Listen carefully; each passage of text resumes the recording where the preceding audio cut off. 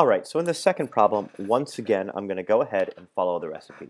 And step one actually gets a little bit more complicated in this problem, when we read it, it says draw a correct free body diagram for each mass separately. And that's exactly what I'm going to do here. And I'm going to make a request for this problem.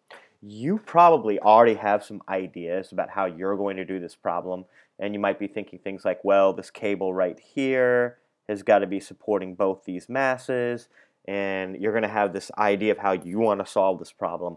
And I'm going to ask you to actually put that aside, because the guessing and the trying out clever tricks works really well for an easy problem like this, and it will completely ruin your life and give you an F on a problem that is a little bit more complicated as we get a little bit more difficult. So we're going to follow this recipe to the letter, doing what it says to do, and then we're going to see how this recipe actually matches up with our common sense ideas.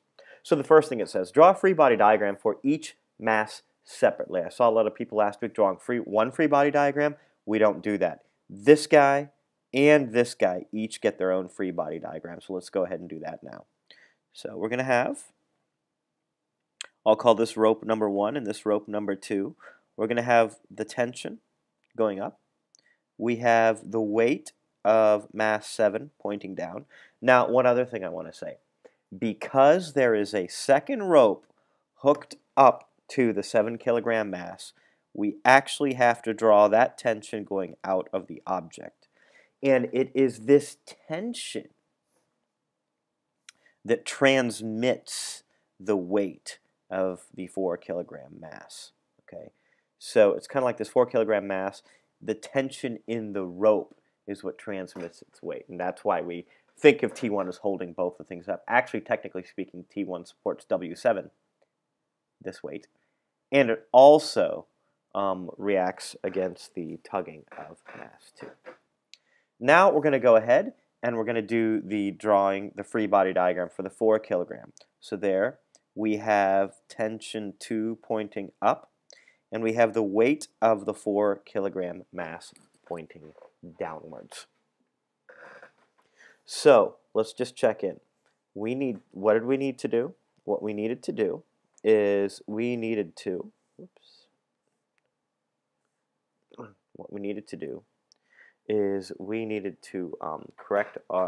draw correct free body diagram. Now, step 2, we need to draw components of any force pointing at an angle. Well, we're not pointing at an angle here, so we don't need to worry about that. We have no forces in the x direction, so now it says balance the forces in the y direction for each mass separately.